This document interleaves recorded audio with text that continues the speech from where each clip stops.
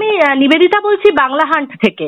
আজকে ব্যারাকপুরের দু জায়গায়, একজন নিউ ব্যারাকপুরে গুলি চলেছে এবং পঞ্চায়েত সদস্যকে লক্ষ্য করে, এবং গত রাত্রে ব্যারাকপুরে একটি গুলি চলে 3 রাউন্ড শূন্যে। তো কি বলবেন, এই ঘটনা কেন ঘটছে ব্যারাকপুরে বারবার? দেখুন, ব্যারাকপুর তো বাংলার বাইরে না, ব্যারাকপুর পশ্চিম বাংলার মধ্যেই আছে। পশ্চিম বাংলা যেটা হচ্ছে সেটা ব্যারাকপুরে হচ্ছে। এবার ব্যারাকপুরে হওয়ার আরো একটা বড় কারণ আছে, সব ক্রিমিনাল এখানে তৃণমূলের নেতা হয়ে গেছে। যত ক্রিমিনালকে পুলিশ খুঁজে বেড়াতো, এখন কেউ পঞ্চায়েত মেম্বার, কেউ কাউন্সিলর, কেউ এমএলএ, কেউ মিউনিসিপ্যাল চেয়ারম্যান হয়ে গেছে। তো এরা তো আসল কাজটা তো ছাড়বে না, এরা তো আসল কাজটা করবে। এই যে অস্ত্র ভান্ডার এখানে কামারহাটি মেন সেন্টার হয়েছে, তাদের এপিক সেন্টারটা হয়ে গেছে কামারহাটি। কামারহাটি থেকে চারোদিকে অস্ত্র শস্ত্র ঢুকছে আসছে। অস্ত্র থাকলে একটু মদ খেলে তো গুলি চালাবার ইচ্ছা করে, কেন পুলিশ তো আর কিছু করবে না।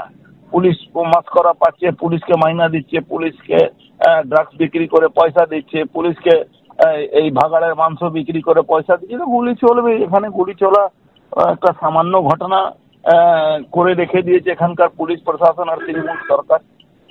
বাংলায় গুলি চলা নিয়ে এখন খুব মানুষের কোনো থাকছে না, কোনো ইফেক্ট নেই, কেন মানুষ বুঝে গেছে যতক্ষণ এরা থাকবে এই ধরনের কাজ করেই যাবে। আচ্ছা, আপনি পুলিশের ওপরে অভিযোগ করলেন যে পুলিশ কিছু বলছে না, কিন্তু সংবাদ মাধ্যমের খবর অনুযায়ী পুলিশ কিন্তু গত রাত্রেই গ্রেফতার করেছে 3 জন অভিযুক্তকে। অদ্ভুত কথা, করার পরে তো গ্রেফতার করেছে, তো সিনেমার মতন অবস্থা আছে। ঘটনা পরে তো পুলিশ যাবেই। এমন করতে হয়, পুলিশের ভয় যদি থাকে তাহলে গুলি চলবে না, অস্ত্রই আসবে না।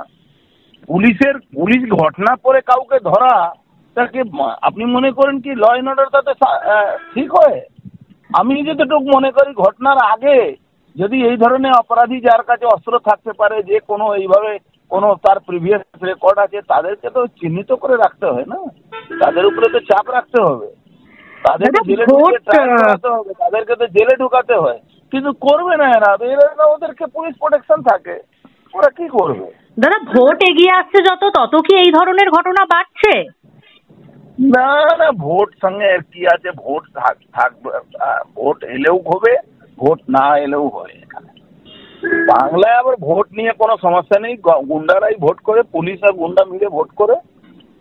বাংলায় মানুষ এখন ভোট নিয়ে অতিষ্ঠ হয়ে গেছে, ভোট নিয়ে খুব চিন্তা ভাবনা করে না। যা পরিস্থিতি চলছে, যদি মানুষ সচেতন না হয়, মানুষ যদি 26-এ পরিবর্তন না আনে, তাহলে কিন্তু বাংলার অবস্থা আরো খারাপ হয়। এখানে কোনো বাংলা সনাতনী মানুষ এখানে বাংলাদেশ থেকে এখানে এসেছিলেন পালিয়ে, আবার এখান থেকে পালিয়ে যেতে হবে। তাহলে 26-এ কি হবে বলে মনে হচ্ছে? এই অবস্থার কি পরিবর্তন আপনারা আনতে সচেষ্ট হবেন? 26-এ যদি পরিবর্তন আসে তাহলে বাংলায় বাঁচবে, নাহলে বাংলা ধ্বংসর দিকে চলে গেছে, বাংলা আরো ধ্বংস হবে। 6,800 কারখানা, 6,800 কোম্পানি বন্ধ হয়েছে 1 বছরের মধ্যে, আরো কারখানাগুলো সব উঠে চলে যাবে। প্রায় তো সব কারখানা শেষ হয়ে গেছে। এখানে ইন্ডাস্ট্রি বলে তো কিছু নেই, এখানে ইন্ডাস্ট্রি আছে পাথর চুরি করা, বালি চুরি করা। আজকে দেখুন 22টা জায়গা বালি চুরি কেসের 22 জায়গা রেড পড়েছে। হ্যাঁ, ইডি রেড করছে সারা জায়গা। বাংলাতে একই অবস্থা আছে। আচ্ছা, না, আপনারা তো প্রধান বিরোধী শক্তি শাসক দলের বিরুদ্ধে, পরিবর্তন আনলে আপনারাই একমাত্র, সিপিএম কংগ্রেসের সেই অর্থে এখনো কোনো নেই। তো আপনারা কতটা আশাবাদী যে আপনারা কি পরিবর্তন আনতে পারবেন 26-এ? দেখুন, আমরা আশাবাদী হলে তো শুধু পরিবর্তন আসে বা যায় না। পরিবর্তন আসার জন্য মানুষকেও অ্যাক্টিভ হতে হবে, মানুষকে ভোট দিতে বেরোতে হবে।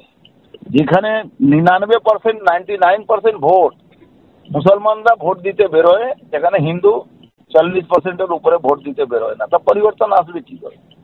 পরিবর্তন আনার জন্য হিন্দুত্ব, যারা সনাতনী হিন্দু আছে, তাদের ছেলে মেয়ে মুখটা দেখে ভোট দিতে বেরোতে হবে। যারা ভোটই দিতে যদি না বেরোবে তাহলে কি করে পরিবর্তন আসবে? আজকে মহারাষ্ট্রে ভোট দিতে বেরিয়েছিল 49% থেকে 65% মানুষ ভোট দিতে বেরোলো, মানে আপনার প্রায় 16% বেশি মানুষ ভোট দিতে বেরিয়েছিল। পরিবর্তন হয়েছে। হরিয়ানাতে সেই হয়েছে, দিল্লিতে সেই হয়েছে। যেখানে মানুষ সচেতন হবে, সনাতনীরা সচেতন হবে, এই জিহাদি শক্তি নাশ হবে।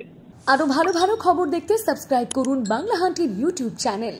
বাংলা হান্টের আরো খবর দেখতে নজর রাখুন। বাংলা খবর মানেই বাংলা হান্ট।